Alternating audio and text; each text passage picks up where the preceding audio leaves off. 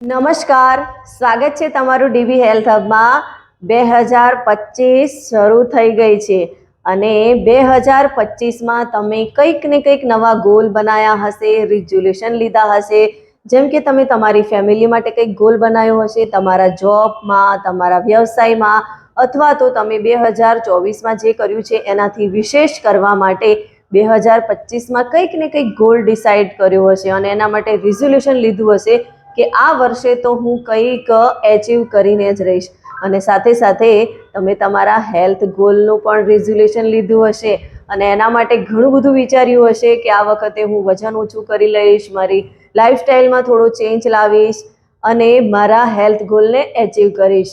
તો ખરેખર જો તમે તમારા 2025ના હેલ્થ ગોલને એચીવ કરવા માંગતા હો તો કેટલીક વાતોનું ધ્યાન રાખવું ખૂબ જરૂરી છે અને એમાં કેટલીક એવી ભૂલો છે કે જે આપણે ના દોહરાવવી જોઈએ, કેમ કે 2024માં આપણે એવી કંઈક ભૂલો કરી ચૂક્યા છીએ જેના કારણે આપણો ગોલ અધૂરો રહી ગયો છે અને એ અધૂરો ગોલ આપણે 2025માં જો પૂર્ણ કરવો હોય તો એવી કેટલીક બાબતોનું ધ્યાન રાખવું ખૂબ જ જરૂરી છે। તો એવી કઈ કઈ બાબતો છે એ સમજવી હોય, જાણવી હોય તો મારી સાથે બન્યા રહો અને હા, મારી આ ચેનલને સબસ્ક્રાઇબ કરવાનું ના ભૂલતા। અને એક બાબત તમારે ચોક્કસ કરવાની છે કે 2025માં આ વિડીયો એ લોકોને શેર કરો જેઓ દર વર્ષે નવા રિઝોલ્યુશન લે છે હેલ્થ ગોલ એચીવ કરવા માટે પણ હેલ્થ ગોલને એચીવ કરી શકતા નથી, તો એમને તો ખાસ આ વિડીયો શેર કરજો। તો વાત કરીએ 2025માં આપણા હેલ્થ ગોલને એચીવ કરવા માટે આપણે એવી કઈ કઈ ભૂલો છે કે જે ના કરવી જોઈએ અને એ ભૂલો ખરેખર આપણા માટે ખૂબ જ નુકસાનદાયક સાબિત થાય છે અને આપણા હેલ્થ ગોલમાં રોડા નાખે છે, હેલ્થ ગોલને એચીવ કરવા નથી દેતી। તો સૌથી પહેલાં તો આપણે હેલ્થ ગોલ લઈએ છીએ અથવા તો એવું વિચારીએ છીએ કે હું આ વર્ષે 10થી 15 કિલો વજન ઓછું કરીશ અને આપણે આવું વિચારતાની સાથે જ અનએથિકલ, ઇમ્પોસિબલ ગોલ સેટ કરી લઈએ છીએ। આપણે એવું વિચારી લઈએ છીએ કે 1 મહિનાની અંદર હું 10 કિલો વજન ઓછું કરી દઈશ, 15 કિલો વજન ઓછું કરી દઈશ, તો આ ઇમ્પોસિબલ ગોલ છે। આ ગોલ તમે એચીવ તો કરી લો છો પણ એ એચીવ કરવા માટે તમે હેલ્ધી વેમાં નથી જતા અને એનાથી તમને ઘણા બધા નુકસાન થાય છે। તો આપણે એવો ગોલ સેટ કરવો જોઈએ કે જેનાથી આપણે પોસિબલ હોય અને સાથે સાથે સસ્ટેનેબલ હોય અને હેલ્ધી વેમાં હોય। તો આપણે એવો ગોલ સેટ કરવો જોઈએ કે વીકલી હું 1 કિલો વજન ઓછું કરીશ અથવા તો મારા ખાવા પીવામાં આ હેલ્ધી ડિશને હું સામેલ કરીશ અથવા તો 1 કિલોમીટર વધારે વર્કઆઉટ કરીશ અથવા તો વોકિંગ કરીશ। આવું આપણે નવા ગોલમાં ડિસાઇડ કરવું જોઈએ અને આવું રિઝોલ્યુશન લેવું જોઈએ, આવા ગોલ સેટ કરવા જોઈએ કે જે આપણે સારી રીતે એચીવ કરી શકીએ। અને ઇમ્પોસિબલ ગોલ સેટ કરીએ છીએ ત્યારે એ ગોલ જે છે એ આપણે પૂરા કરી શકતા નથી અને આપણું મોટિવેશન જે છે એ ચકનાચૂર થઈ જાય છે। તો એવું ના થાય એના માટે આપણે આવી રીતે ગોલ સેટ કરવા જોઈએ। અને 2025માં બીજી ભૂલ આપણે એ નથી કરવાની કે પુઅર સ્લીપિંગ અને સ્ટ્રેસ, આનાથી આપણે દૂર રહેવાનું છે, કેમ કે આપણે વજન ઓછું કરવા માટે ઘણા બધા પ્રયત્નો કરીએ છીએ, બધું જ ટ્રાય કરીએ છીએ, છતાં આપણું વજન ઓછું થતું નથી, છતાં આપણે આપણું પરફેક્ટ રિઝલ્ટ નથી મળતું। તો એનું કારણ શું હોઈ શકે? તો એનું કારણ એ પણ હોઈ શકે કે ક્યાંક આપણે આપણી ઊંઘ પૂરી નથી કરતા અને સ્ટ્રેસ વધારે લઈએ છીએ, કેમ કે આ બંને વસ્તુ આપણે કરીએ છીએ ત્યારે આપણી બોડીમાં કોર્ટિસોલ હોર્મોન રિડ્યુસ થાય છે અને આ કોર્ટિસોલ હોર્મોન આપણી બોડીમાં ફેટ જમા કરવાનું કામ કરે છે અને એના કારણે આપણું વજન વધતું જાય છે, ઓછું થતું નથી અને વજન ઓછું કરવામાં આપણને મુશ્કેલી ઊભી થાય છે। તો આ 2025માં આ ભૂલ આપણે નથી કરવાની અને આ ભૂલ સુધારવા માટે આપણે રોજ રાત્રે 6 થી 8 કલાકની ઊંઘ લેવી ખૂબ જ જરૂરી છે અને સાથે સાથે સ્ટ્રેસને મેન્ટેન કરવા માટે આપણે યોગા કરવા જોઈએ, બ્રીથિંગ એક્સરસાઇઝ કરવી જોઈએ અથવા તો મેડિટેશન કરવું જોઈએ।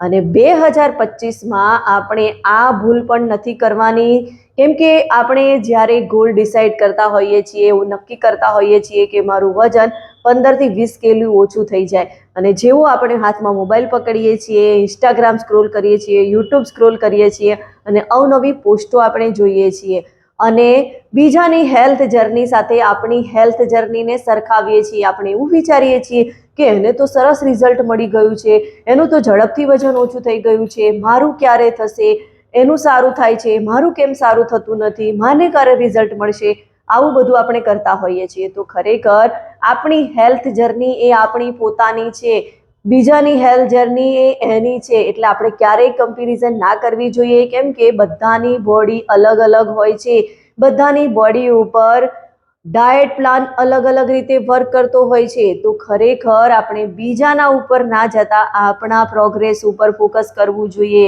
કેમ કે આપણો હેલ્થ ગોલ અલગ છે, સામેવાળાનો હેલ્થ ગોલ અલગ છે. આપણે કંઈક અચીવ કરવા માંગીએ છીએ, એ કંઈક બીજી રીતે ફિટનેસને અચીવ કરવા માંગે છે.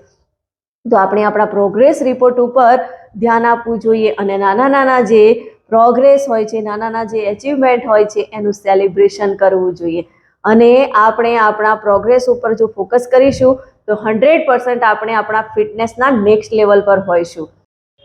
2025માં આપણે એક ભૂલ આ નથી કરવાની કે આપણે જે પણ કરીએ છીએ એનું ટ્રેકિંગ રાખવું ખૂબ જરૂરી છે. અને આપણે અત્યાર સુધી ટ્રેકિંગ નહોતા રાખતા, એના કારણે આપણને આ બધા પ્રોબ્લેમ આવતા હતા. અને ટ્રેકિંગ રાખવું ખરેખર ખૂબ જ જરૂરી છે, કેમ કે ટ્રેકિંગથી આપણને નાના નાના પ્રોગ્રેસની ખબર પડે છે. આપણે ખરેખર પરફેક્ટ સ્ટેપ પર જઈ રહ્યા છીએ કે ગલત ટ્રેકમાં જઈ રહ્યા છીએ એ પણ આપણને ખબર પડે. એટલે નાની નાની ભૂલો જો આપણાથી થતી હોય તો આને આપણે ટ્રેકિંગના માધ્યમથી ઝડપથી સુધારી શકીએ છીએ. અને આપણી જે ટ્રેકિંગ કરીશું તો એનાથી આપણને શું ફાયદો થવાનો છે એ તો આપણે આપણો ગોલ અચીવ કરશું ત્યારે જ ખબર પડશે. તો ટ્રેકિંગ કરવું ખૂબ જ જરૂરી છે. હવે પ્રશ્ન એવો થાય કે ટ્રેકિંગ કરવું કઈ રીતે? તો એનું ટેન્શન ના લો. ટ્રેકિંગ કરવા માટે તમારે એક બેસ્ટ પરફેક્ટ હેલ્થ કોચની જરૂર છે, જે તમને ગાઈડ કરશે કે રોજ તમારે શું કરવું જોઈએ, તમારા આખા દિવસનો શિડ્યુલ તમને સેટ કરીને આપશે, તમારે કેટલા પ્રમાણમાં મીલ લેવાની જરૂર છે, ક્યારે કયો નાસ્તો ખાવો જોઈએ, કેટલું વોકિંગ કરવું છે, કેટલું પાણી પીધું, તમે આ નથી કર્યું તો એને કરવા માટે તમારે શું કરવું જોઈએ, દરેકે દરેક બાબતોનું ટ્રેકિંગ રાખશે. અને એ ટ્રેકિંગ માટે જો તમે કોઈ કોચને શોધતા હો તો એના માટે ટેન્શન લાવવાનો, હું પણ એક હેલ્થ કોચ છું, હું તમને મદદ કરીશ. તો આપણે 2025માં આ બધી ભૂલો નથી કરવાની, એના વિશે તો જોયું.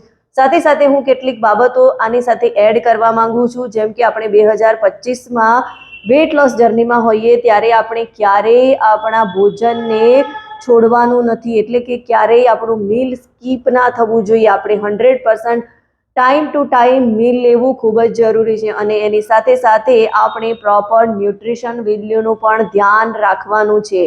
અને એની સાથે સાથે આપણે વર્કઆઉટ તો કરવાનું જ છે, પણ ઓવર વર્કઆઉટ, ઓવર એક્સરસાઇઝ નથી કરવાની કે જે આપણા શરીર માટે ભારરૂપ બની જાય, શરીર માટે પીડારૂપ બની જાય.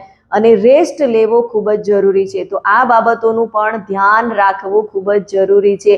હવે સવાલ એવો થાય કે આ બધી જ બાબતો કરવી મારા માટે ખૂબ જ મુશ્કેલ છે, મને કોઈ એવો શિડ્યુલ પ્લાન મળી જાય કે જેનાથી હું બધું જ સારી રીતે ટ્રેક કરી શકું અને બધું જ ફોલો કરી શકું.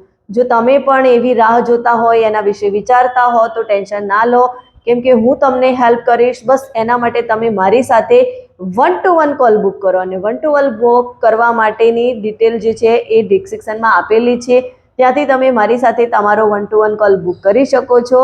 અને વધારે માહિતી માટે તમે મારો સંપર્ક કરી શકો છો. વિડીયો ગમ્યો હોય તો એને વધારેમાં વધારે લોકો સુધી શેર કરો અને મારી આ ચેનલને સબસ્ક્રાઈબ કરો.